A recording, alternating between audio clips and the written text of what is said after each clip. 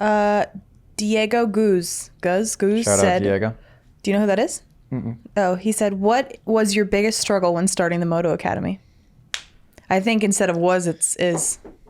Nice. What was my biggest struggle while starting the Moto Academy? Okay, so it was initially, what was it at the very beginning? Knowing nothing.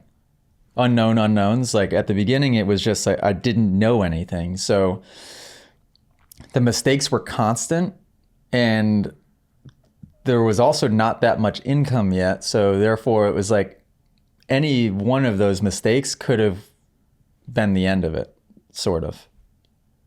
Which is crazy to look back on.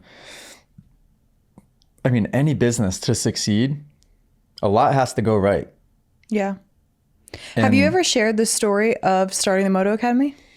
I'm sure. I don't know if I've really gone from beginning to end in all in one story Because or not. technically, I guess it started when you were doing one-on-ones in Rocky Hill, right?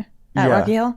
It was a really organic, natural Yeah. transition when it started me teaching one-on-one lessons, which was literally I was doing that to afford my truck payment and to pay for fuel for my truck that I shouldn't have bought in the first place. Then it transitioned into, hey, AJ, like, can you train me and two others? So it was like semi-private, really, really small group setting. Mm-hmm. And that was cool because what I started to realize then is, okay, I can make more than $80 or $100 an hour. Like I can start to really make $200, $300, $400 an hour. Which is way more than you make in racing. Or did make. Yeah, even the private lessons, I was making more than I was making racing. But when I went to semi-private, then I'm like, oh, okay, I can be making a few $100 an hour here. That's pretty good. Then that, and we're talking just monetary progressions. Like this is interesting in itself. Then it transitioned to, it stayed in that for a while. Even at the beginning of COVID, I was going to Tomahawk MX for like 10 hours a pop and doing semi-privates all day. I wasn't doing private because at that point I'm like $100 an hour. It's not worth my time, but I would get 3-4 people together and I'd be making $300 or $400 an hour, working 8 to 10 hours a pop, doing it every day, which was great. That was like when I first started to actually make real money, was in 2020. But the problem was which was good, I think, because the learning lesson with that was you cannot trade your time for money because it doesn't matter how much you make an hour. There's only so many hours you can work in a day. There's only so many hours. Yeah. And so that's not great. $1,000 an hour, doesn't matter. You only have so many hours. Yeah. So that was kind of, then it made me make the next step, which was really taking the group stuff seriously because I realized like if I started scheduling these right, I could have more consistent income and only be working once a week as opposed to 6 days a week. And then also simultaneously figured the app out. I realized that like a subscription service was a no-brainer. Yeah. Started with Patreon. And when did you start Patreon? I don't know. 2020, probably. Probably right around 2020. I think it was when we lived in that Reston townhouse that we owned. And Patreon, when I first started that, I didn't really fully understand what I was doing. I can't remember my thought process exactly, but it was probably more so thinking less about the fact that it could be a community and that was where the power was, and more about the fact that like, oh, okay, if I just ask for $2 or $5 a month from 100 people or 1,000 people or 5,000 people, that adds up. And also it keeps coming each month. And so then I was like, oh, all right, that's it.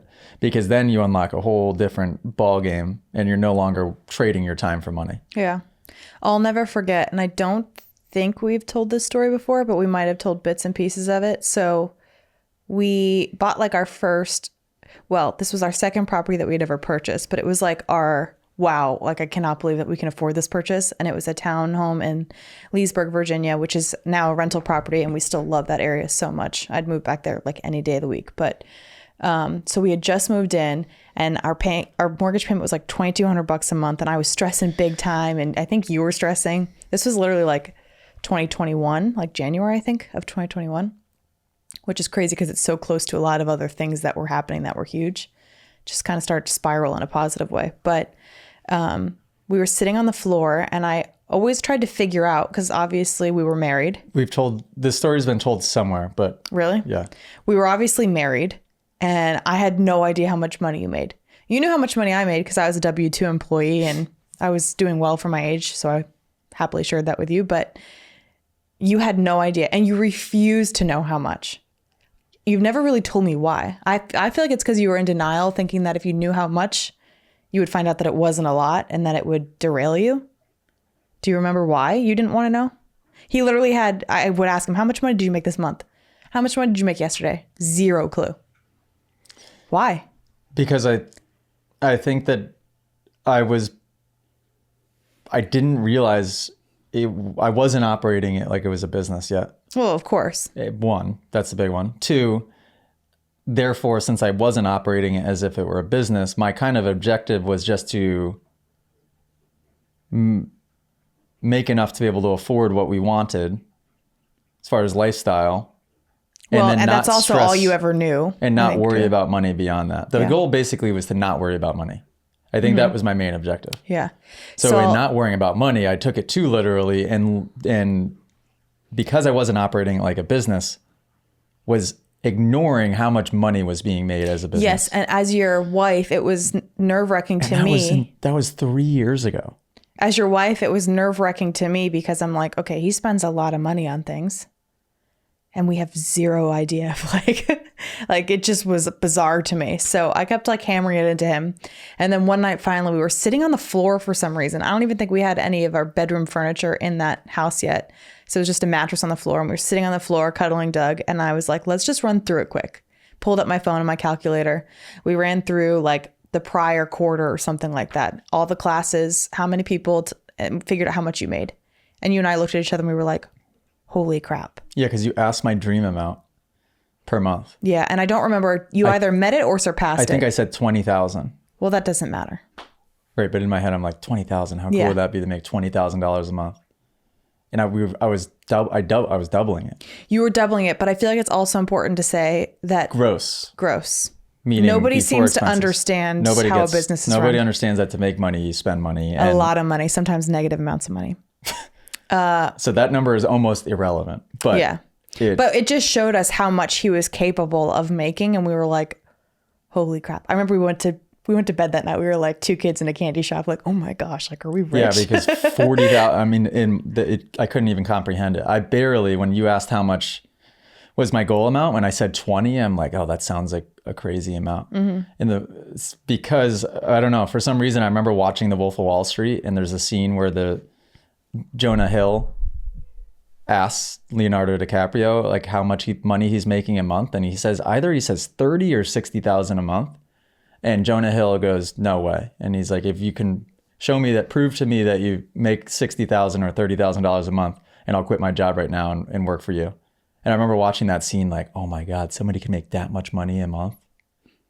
And that wasn't that long ago. But yeah, so that was kind of, I'm pretty sure the next morning is when I saw, at least that's the way I tell the story, is it was like within a week, I think. One of the next mornings that I woke up is when I saw the podcast with Chase Hero talking about the Subify platform, which I'm like, that's the key. That's what I need.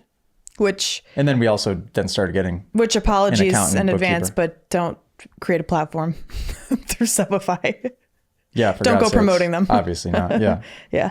We have other ones if you reach out to AJ that are good. Yeah. Yeah, but it's crazy. It's just like that is the conversation that then started all of us, if you think about it. So basically, I'm the reason why you're successful. You're welcome. Oh, okay. Wow. All right. Anyways, moving on. If you guys enjoyed this podcast clip and you want to listen to full episodes, make sure you go download them on Spotify and Apple Music. If you want to watch full episodes or be a person that sends in your own video submission, go to club.themotoacademy.com and subscribe to join the Moto Academy family today.